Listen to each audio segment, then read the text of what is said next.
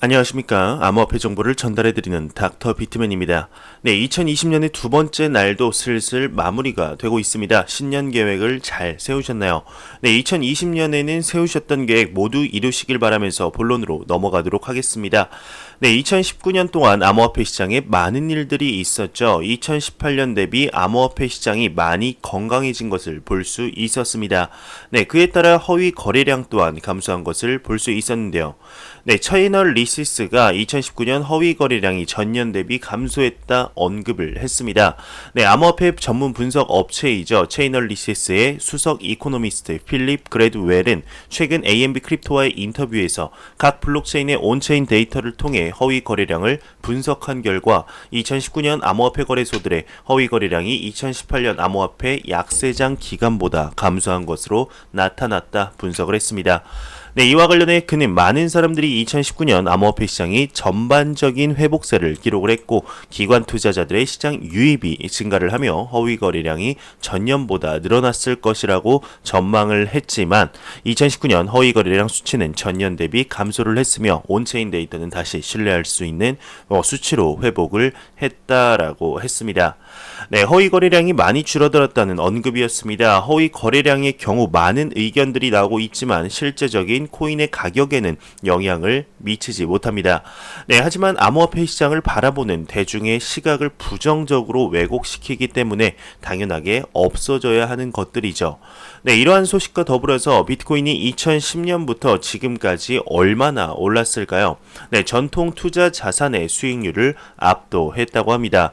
네, 블룸버그는 비트코인이 10년간에 9만 배 올랐다며 전통 투자 자산의 수익률을 압도했다 언급을 했습니다.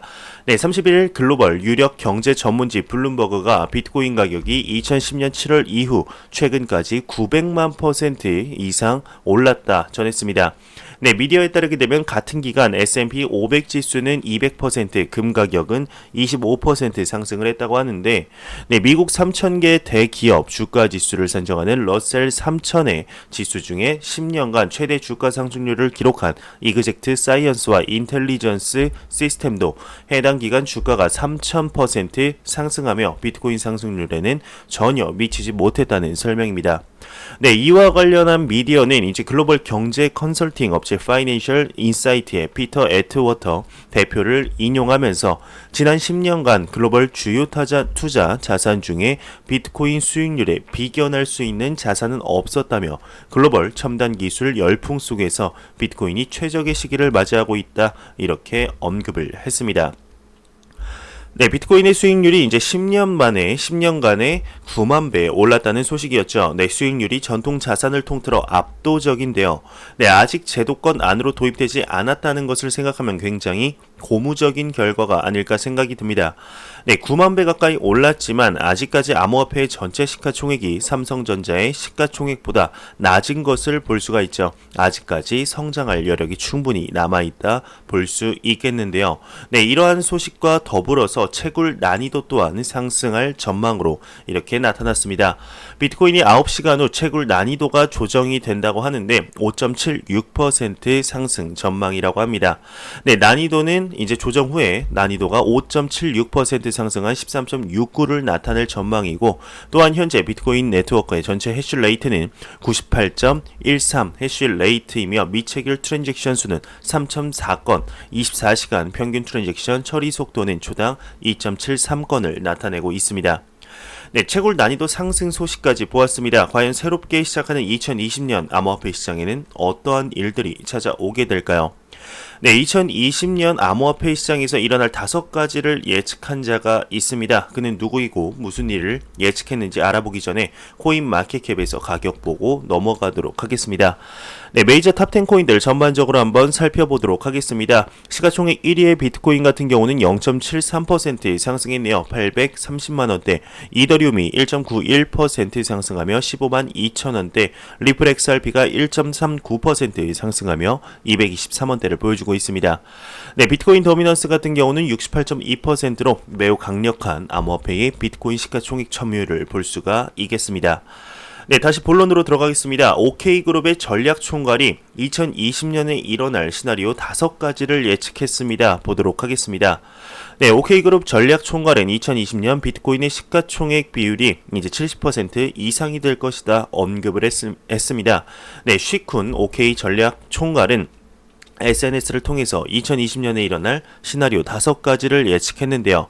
네, 첫 번째로는 비트코인을 대표로 한 메이저 코인의 가치가 회복될 것이다. 비트코인 시가총액 비중이 70% 이상이 될 것이고, 두 번째로는 전 세계 20% 이상 가정에서 비트코인을 자산 포트폴리오의 중요한 요소로 인식이 될 것이다. 세 번째로는 글로벌 디지털 자산 마진 거래 규모 200% 이상 성장하며 이와 동시에 거래 플랫폼 수는 급감할 것이고, 네 번째로는 블록체인 기술 표준화 작업이 가속화되며 2020년 말 퍼블릭체인 기술 가용성이 크게 증가할 것이다 언급을 했습니다. 네, 마지막 5번째로는 메이저 퍼블릭체인에서 디파이의 쾌속 발전이 있을 것이다 언급이 나왔는데요. 네, 2020년에 일어날 시나리오 5가지를 보았습니다. 네, 2020년에 일어날 일을 예측한 애널리스트들의 공통적인 내용들을 보게 되면 암호화폐 파생 상품이 폭발적인 증가를 보인다는 언급과 메이저 코인들의 가치 회복을 꼽을 수가 있겠는데요. 네, 2020년에는 여러분들도 아시다시피 많은 이벤트들이 있습니다. 특히 그 중심에 서 있는 비트코인 반감기에 관해서는 이런저런 이야기들이 많은 상태이죠. 네, 비트코인의 역사랑 비슷하게만 흘러간다면 암호화폐 시장에 다시 한번 불을 붙일 수 있을 텐데, 반감기뿐만 아니라 리브라가 정식 런칭이 된다거나 이제 월샷 피닉스의 ETF 또한 긍정적인 요인으로 볼 수 있을 겁니다. 네, 리플사 측은 2020년에는 암호화폐 시장이 양질의 암호화폐로 통합될 것이라고 예측을 했는데, 쓸데없는 코인들이 사라진다는 것이죠. 2019년에도 수많은 알트코인들이 사라진 것으로 보이지만 더 많이 정리되어서 건강한 암호화폐 시장으로 다시금 태어나는 2020년이 되었으면 좋겠습니다. 네, 중국의 OK그룹 전략총괄의 언급에 이어서 인민일보의 경우 2019년 중국 인터넷을 뒤흔든 5대 키워드를 선정을 했습니다. 네, 그중 블록체인이 꼽혔는데요. 네, 중국 공산당 기관지 인민일보 해외판이 1일 발표한 칼럼에 따르게 되면 블록체인이 2019년 중국 인터넷을 뒤흔든 5대 키워드에 선정이 되었습니다. 네, 이와 관련해 해당 칼럼은 블록체인이 2019년 전환기를 맞이했다며 지난 10월 시진핑 중국 국가주석이 블록체인을 핵심 기술로 삼고 명확한 방향과 투자 확대 그리고 기술 개발에 노력을 기울여서 블록체인 개발 및 산업 혁신에 박차를 가해야 한다고 강조한 바 있다며, 지난해 12월 초까지 국가 차원에서 식품 안전, 무역, 교통, 행정관리 등 분야에 걸쳐 40여 개에 달하는 블록체인 관련 정책을 내놓은 것으로 나타났다고 전했습니다. 네, 그 외 5대 키워드로는 이제 5G, AI, 시야천스창, 그리고 띠엔샹즈보 전자상거래 플랫폼 개인 라이브 방송이 선정되었다고 합니다. 네, 중국의 인민일보에서 5대 키워드를 선정했는데 그중 블록체인이 포함되었다는 내용이었습니다. 기사에서도 나오듯이 시 주석의 블록체인 발언에 이어서 중국에서 수많은 이야기들이 나왔었죠. 네, 블록체인을 강하게 키운다는 말과 동시에 가격의 급상승을 볼 수 있었습니다. 네, 이러한 급격한 불을 끄고 싶었던 건지 아니면 다른 의도가 있었던 건지는 모르겠지만 암호화폐는 나쁜 거, 블록체인은 좋은 거라는 이분법적인 생각을 현 상황으로서는 보여주고 있는데요. 네, 그러한 와중에 DCEP의 개발은 가속화하고 테스트하며 도대체 정확하게 알 수 없는 모습들을 보여주고 있습니다. 네, 2020년에는 중국에서 어떠한 소식들이 우리를 반겨주게 될지 조금 더 지켜봐야 하지 않을까 생각이 듭니다. 네, 매일같이 나오는 리플에 관한 소식들이 오늘 또한 나왔습니다. 리플의 에스크로 락이 해제가 되었는데요. 보도록 하겠습니다. 네, 리플에서 에스크로에서 이제 10억 XRP 잠금이 해제가 되었습니다. 2220억 원 상당인데요. 네, 리플은 1억 9200만 달러 상당, 하나로 약 2200억 상당의 10억 XRP를 에스크로락에서 언락을 했습니다. 네, 현재 리플은 총 1000억 개의 XRP를 발행한 가운데 절반 이상을 소유하고 있죠. 이 가운데 2017년 말에 550억 XRP를 에스크로 계좌에 락업을 했습니다. 네, 그런 다음 리플은 매월 초에 10억 XRP를 출시하는 일정을 설정하여서 리플이 제3자에게 판매할 수 있도록 하고 있죠. 네, 매달 말까지 리플은 10억 XRP 중 팔리지 않는 나머지 부분을 가져다가 다시 에스크로에 잠그는데요. 네, 이 루틴은 리플이 보유한 모든 소유물을 한꺼번에 매각하지 않을 것이라는 기존 방침을 입증하기 위한 것입니다. 네, 리플은 2019년 3분기에 XRP에서 총 6,624만 달러 하나로 약 750억을 암호화폐 거래소와 기관에 판매를 했는데 전분기에는 2억 5,151만 달러 약 하나로 2,900억 상단의 XRP를 판매했습니다. 네, 리플은 3분기 중반까지 암호화폐 거래소에 대한 XRP 판매를 중단을 했으며 대신 XRP를 장외 판매에 전적으로 초점을 맞췄다 언급을 하면서 리플은 2019년 4분기 암호화폐 거래소에 대한 XRP 판매를 재개했는지 2020년 오픈마켓에서 XRP를 판매할 계획인지는 밝히지 않았다고 하네요. 리플의 4분기 매출에 대한 보고서는 곧 발표될 것으로 예상이 되고 있습니다. 네, 리플의 에스크로 락이 풀렸다는 소식입니다. 최근 XRP의 가격이 오르지 않은 것에 대해서 추측하는 애널리스트들 그리고 전문가들이 있는데 그분들의 근거 중 하나가 바로 에스크로 락이었습니다. 네, 이거에 관해서는 이제 투자자들 사이에서도 많은 의견이 엇갈림이 있죠. 네, 더 팔아라 하는 분들 또는 이제 팔지 말아라 하는 분들 나뉘고 있는 입장입니다.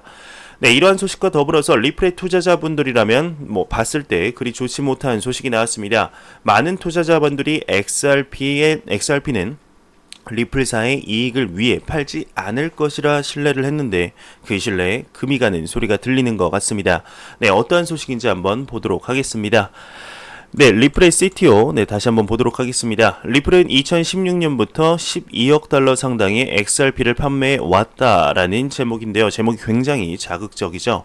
네, 암호화폐 전문 미디어 더 블록의 창업자 마이크 두다스는 30일 트위터를 통해서 2016년부터 12억 달러 하나로 약 1조 3,860억 원 상당의 XRP를 판매해 왔다 말했음을 데일리 호들이 보도를 했습니다. 네, 이어서 그는 XRP 판매액은 무시할 수 있는 금액인가 리플의 임원의 뻔뻔함에 숨이 막힐 지경이다라고 언급을 했는데요. 네, 이는 리플 CTO 데이비드 슈왈츠의 이런 발언 때문이었습니다. 트위터의 발언 때문이었죠. 데이비드 슈왈츠는 누구도 리플에게 일을 할 수 있는 돈을 지원하기 위해 XRP를 사지 않았다. VC나 엔젤 투자로 자금을 지원받았다며 다른 자금에 비해 무시할 수 있을 정도의 금액만을 판매했다라는 트윗 발언 때문이었습니다. 네, 마이크 두다스가 제시한 자료에 따르게 되면 XRP의 판매액이 다른 금액 대비 무시할 수준이라기엔 너무나 컸다면서 리플이 VC로부터 지원받은 금액은 2.94억 달러, 하나로 약 3,398억 원인 반면 XRP 판매액은 12억 달러, 하나로 약 1조 3,860억 원 수준이었다고 합니다. 네, 리플사가 이제 XRP를 판매했다는 CTO의 언급을 보았습니다. 참 답답한 상황의 연속이죠. 투자받은 금액이 3천억 원, XRP 판매액이 1조 3천억 원인데 1조 원의 차이가 나는 것이 무시할 금액은 아닌 것 같은데요. 네, 이러한 소식들이 한 번씩 나오면 XRP 투자자분들의 억장은 무너지겠죠. 하지만 이것을 잘 봐야 합니다. 네, 문맥상 리플사의 초기를 언급한 것입니다. 하지만 배열을 뒤바꾸어서 초기 당시의 판매액이 아닌 토탈 금액을 언급한 것이죠.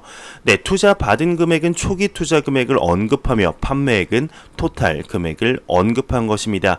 네, 이야기가 왜곡되어서 나온 것이 아닌가 싶습니다. 네, 모르는 사람들이 이제 이 내용을 보게 되면 리플사 완전히 사기꾼이다, 리플사 사기꾼이다라고 볼 수 있는 내용인데요. 네, 그래도 판매를 했다는 것은 부정할 수 없는 사실이겠죠. 네, 2020년 리플사의 사업은 더욱 확장될 것으로 보고 있습니다. 리플의 CEO 또한 리플렛이 2020년 600% 이상 성장할 것으로 예측을 하고 있는데요. 네, 그만큼 XRP의 가격 또한 상승 견인시킬 수 있었으면 좋겠습니다. 네, 체이널리시스가 아시아 태평양 거래소에서 비트코인 거래량이 가장 많다 언급을 했습니다. 암호화폐 전문 미디어 AMB 크립토에 따르게 되면 최근 암호화폐 전문 분석 업체 체이널리시스의 수석 이코노미스트인 필립 그레드웰이 아시아 태평양 지역 소재 암호화폐 거래소들에서 발생하는 비트코인 거래량이 가장 많으며 이들은 암호화폐 선물, 옵션 등 파생 상품 시장을 주도하고 있다 분석을 했습니다. 네, 이와 관련해 그는 APAC 지역 소재 대부분의 거래소는 중국 투자자들에게 중점적으로 서비스를 하고 있고 이어서 한국과 일본 시장을 타겟팅하고 있다며 오늘날 글로벌 거래소는 APAC, 북미, 기타 지역 등 세 가지 종류로 분류할 수 있다. 지난해 상반기 APAC 소재 암호화폐 거래소는 비트코인 거래량의 35%를 점유하고 있으며 북미 지역 거래소가 25%를 점유하며 뒤를 이었다고 언급이 나오고 있습니다. 네, 그러면서 APAC 지역 거래소들의 거래량 우위는 암호화폐 파생 상품 시장에서도 유효하다고 하는데 APAC 지역 거래소들은 암호화폐 파생 상품 시장에서 체결된 236억 건의 계약 중 90% 이상을 점유했다 설명을 하고 있네요. 네, 2019년 암호화폐 규제와 채택의 재점검이라는 내용이 나왔습니다. 향후 10년은 전 세계적으로 디지털 통화가 어떻게 구현되고 규제되는지에 중요하고 혁신적인 해가 될 것이라고 하는데 이에 2019년 암호화폐 입법과 채택이 어떻게 진행되었으며 2020년에 예상할 수 있는 것들을 한번 살펴보도록 하겠습니다. 네, 유럽연합이 암호화폐 공간에 진원지로 자리매김하고 있어 내년 초 대화를 주도할 수도 있다고 합니다. 네, 그러나 제5차 자금 세탁 방지 지침인 AMLD5가 2주 안에 등장하면서 회원국에서 운영되는 암호화폐 관련 기업들은 존재 다툼을 벌이고 있다고 하는데 2020년 1월 10일 제정될 것으로 예상되는 AMLD5는 암호화폐 통화 회사의 엄격한 재무 데이터 보고 책임을 부과한다고 합니다. 네, 그러면서 프랑스는 2020년 CBDC 출시 가능성이 언급이 되었죠. 네, 프랑스는 자국 금융 시스템에 암호화폐를 통합하는 데 있어 발전을 거듭해온 몇 안 되는 유럽 국가 중 하나입니다. 네, 12월 초 프랑스 중앙은행은 2020년 1분기 중 국내 금융기관에 대한 중앙은행 디지털 화폐를 시험할 것이라고 발표를 했는데요. 네, 은행은 이 시범 운용이 개인 투자자가 아닌 금융산업 플레이어들을 포함할 것이라고 밝혔습니다. 네, 하지만 그럼에도 불구하고 이것은 올바른 방향으로 나아가는 한 걸음이다 언급을 했는데 네, 러시아는 CBDC 시험과 비트코인 결제를 금지했습니다. 러시안 크렘린궁이 연초에 암호화폐를 규제할 것이라는 소문이 돌았었죠. 네, 몇 가지 제안이 추진되었음에도 불구하고 구체화된 것은 아무것도 없었습니다. 네, 그러면서 샌드박스 모델에서 실제 자산에 고정된 스테이블 코인을 시험하고 있고 자체 CBDC를 탐색하고 있는 것으로 알려졌습니다. 네, 미국의 세금 규정은 혼동하고 있고 CI 비트코인 ETF는 현재 없는 것으로 보이고 있습니다.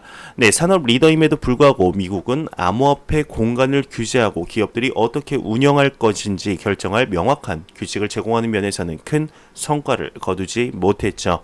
네, 그래도 지금까지는 세금과 규정 준수에 있어서 어느 정도 이제 진척된 것처럼 보였습니다. 네, 국세청은 지난 10월 몇 건의 과세 대상 사건과 해당 사건을 어떻게 과세해야 하는지를 다룬 암호화폐 세금 지침을 발행을 했지만 곧 지침이 불충분하여 해결책보다 더 많은 문제가 발생했다는 점에 주목하게 되었죠. 네, 그러면서 한편 미국 증권거래위원회죠. SEC는 올해 비트코인 ETF를 승인하지 않았습니다. 2020년이 그 해가 될 수도 있는데 SEC는 2020년 2월 월셔 피닉스가 제출한 ETF의 결정을 내릴 수도 있기 때문입니다. 네, 그러면서 중국 시진핑에 관해서 언급이 계속 나오고 있죠. 네, 2019년을 되돌아보면은 중국 시진핑의 시 주석의 그 블록체인 관련 발언을 빼놓을 수가 없는데 여전히 비트코인이 아닌 블록체인을 원한다고 합니다. 네, 중국에서 암호화폐 거래는 금지되어 있지만 이것은 거래자들이 암호화폐를 사고 파는 것을 완벽하게 막지는 못하고 있습니다. 네, 이에 중국은 이 분야를 더욱 단속하고 폐쇄하고 체포해 나갔죠. 네, 올해 또한 중국 주석의 획기적인 지지 선언을 아까 언급한 것처럼 목격을 했었습니다. 또한 DCEP에 관한 선을 명확히 그으면서 네, DCEP는 결제용이다. 비트코인과 같은 투기적 특성을 지니지 않는다. 네, 위완화와 또 다른 디지털 위완화다. 네, 이렇게 언급을 했었습니다. 네, 그러면서 이란 측에서는 암호화폐 거래와 사용이 제한되어 있지만 올해는 비트코인 채굴을 대폭 수용했다고 합니다. 경제 제재로 인해 이란은 대체 수입원을 찾아야 한 것이죠. 네, 비트코인 채굴은 지금까지 경제 상황을 개선하는 데 있어 이제 위대한 동맹으로 입증이 되었었습니다. 네, 폴로닉스는 고객 이메일 누출 우려로 비밀번호 재설정을 요구를 하고 있습니다. 네, 암호화폐 거래소 폴로닉스는 일부 고객들에게 비밀번호를 재설정하라고 전하고 있습니다. 네, 30일에 폴로닉스의 고객 이메일과 비밀번호 목록이라는 주장하는 트윗이 올라왔지만 심사한 뒤 대부분의 폴로닉스 사용자의 것에 해당하지 않는다 이렇게 설명을 했는데요. 네, 이에 폴로닉스는 보안상에서 사기, 스캠 메일이나 부정 등록 등을 방지하기 위해 해당 고객들에게 메일을 보내 패스워드를 재설정하도록 요구하고 있다고 합니다. 네, 최근 이 거래소는 본인 확인 절차적 KYC 없이 계정을 작성할 수 있도록 하는 제도를 새로 도입하며 신분증을 필요로 하지 않는 계정을 레벨 1이라 불리고 메일 주소에 인증과 패스워드 설정만 하게 되면 간단하게 등록 절차를 완료할 수 있게 된다고 하네요. 네, 업비트가 외국인 추정 계좌 출금을 차단했습니다. 네, 국세청이 외국인 소득세 원천 징수와 관련해 암호화폐 거래소 빗썸에 세금 803억 원을 부과한 가운데 암호화폐 거래소 업비트가 외국인 추정 계좌 출금을 제한시킨 것으로 확인됐다고 코인데스크 코리아가 전했습니다. 네, 이와 관련해 업비트 관계자는 해당 미디어와의 인터뷰 중 전체 외국인 계정의 원화 출금을 막고 확인된 대로 출금 제한을 풀고 있다 설명을 하고 있는데 차단을 왜 했는지 확인은 어떤 방식으로 진행이 됐는지 해제 대상은 누군지 등 구체적인 사항에 대해서는 답변을 하지 않은 것으로 나타났습니다. 네, 이에 미디어는 이제 업비트의 이번 조치는 사전 예고 없이 진행됐다는 점에서 이례적이며 최근 국세청이 빗썸에 세금 폭탄을 부과한 시기, 대상 등 여러 면에서 미묘하게 일치하고 있어 업비트도 빗썸과 유사한 과세의 조처를 받은 것이 아니냐 이러한 관측이 조심스레 제기된다고 합니다. 네, 한 보안 전문가는 C코인 월렛이 악성 자바 코드 삽입이 되었다고 합니다. 이용자 데이터를 빼돌렸다고 하는데, 네, 크롬 확장 프로그램 이더리움 월렛 C코인 월렛에서 악성 자바 스크립트 코드를 삽입, 이용자 데이터를 빼돌리고 있다 경고를 했습니다. 네, 이와 관련 해당 월렛은 이를 통해 사용자들의 데이터를 확보하며 원거리 서버로 데이터를 전송하고 있다 이렇게 부연 설명했다고 하네요. 네, 팩실드는 페리티 클라이언트의 결함이 심각하다며 예상치 못한 하드포크를 야기할 수도 있다 언급을 했습니다. 네, 블록체인 보안업체 팩실드가 이더리움 클라이언트 페리티는 보안 관련 결함을 갖고 있으며 예상치 못한 하드포크를 야기할 수 있다고 전했습니다. 네, 이와 관련 이제 팩실드는 이날 발생한 이더리움 클라이언트 페리티 결함은 정상 블록 대신 비정상 블록을 수령하면서 발생을 했다며 공격자는 페리티 클라이언트의 정상 헤더와 비정상 바디로 결합된 블록을 정상적인 헤더와 바디 조합에 블록이 처리되지 않도록 유도했다고 합니다. 네, 배제된 정상 블록이 GTH 등 기타 클라이언트 등에 의해 처리되었다면 예상치 못한 하드포크로 이어질 수 있었다 이렇게 지적을 했습니다. 네, 미 증시는 블록체인 관련주 절반 이상이 상승을 했다고 합니다. 네, 미국 증시 다우존스 지수가 0.27% 상승 마감을 했으며 나스닥 종합지수는 0.30% 상승을 하며 거래를 마쳤습니다. 네, 미 증시 32개 블록체인 테마주 중 22개 종목이 상승, 7개 종목이 하락을 했으며 3개 종목은 보합 흐름을 나타냈습니다. 네, 제가 준비해온 소식은 여기까지입니다. 마지막으로 코인마켓캡에서 가격 보고 마무리하도록 하겠습니다. 리플 XRP 기준 223.72원인데요. F5번 한번 눌러보도록 하겠습니다. 네, 222.43원입니다. 아까보다 조금 떨어졌는데 이 소폭 하락이 정말 대규모 상승장으로 가는 발판이 되길 진심으로 바라보겠습니다. 네, 제가 준비해온 소식은 여기까지입니다. 영상이 도움이 되셨다면 구독과 좋아요 그리고 광고 한 편만 처음부터 끝까지 시청해 주시기 바랍니다. 이 채널은 오직 광고 수익으로 운영이 되게 됩니다. 항상 영상 시청해 주시는 시청자분들, 구독자분들 너무나 감사합니다. 저는 다음 영상으로 찾아뵙도록 하겠습니다. 지금까지 닥터 비트맨이었습니다. 감사합니다.